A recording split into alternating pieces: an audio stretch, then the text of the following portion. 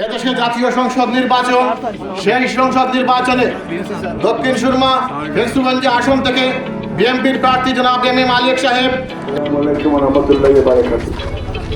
আজকে এখানে লালাবাজার ইউনিয়নের জখরাবাদ এলাকায় ওয়ার্ডে আমাদের দানের শীষের পক্ষে এই গণজমায়েত। আজকে গণজমাত অনুষ্ঠানে সদ্য সভাপতি, সঞ্চালক, উপস্থিত নেতৃবৃন্দ, সাংবাদিক ভাইরা, আসসালামু আলাইকুম। আজকে বিএনপি ফেব্রুয়ারি নির্বাচন আগামী মাসে 12 তারিখে নির্বাচন।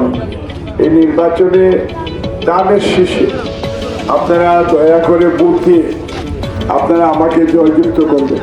বেগম খালেদা জিয়া মরহুমা, ওনার আত্মার মাগফিরাত কামনা করি।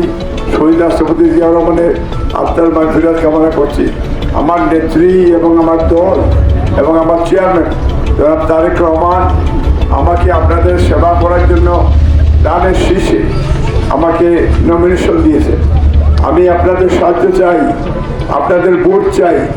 আপনারা আমাকে ভোট দিয়ে পার্লামেন্টে পাঠালে আমি আপনার এলাকার উন্নয়নের বিষয়টা, যেহেতু সিনিয়র যারা আছেন এবং যিনি প্রধানমন্ত্রী হবেন ওনার সাথে আমার সুসম্পর্ক রয়েছে এবং আমার প্রত্যেকটা নেতাকর্মীর সাথে সুসম্পর্ক রয়েছে। আমি এলাকার উন্নয়নের স্বার্থে রাস্তাঘাট থেকে শুরু করে স্কুল, কলেজ, মসজিদ, মাদ্রাসা এবং আরো অন্যান্য যেসব প্রতিষ্ঠানগুলি আছে সেইগুলি আপনাদের কাজ আমি সহজ করে করতে পারবো ইনশাল্লাহ।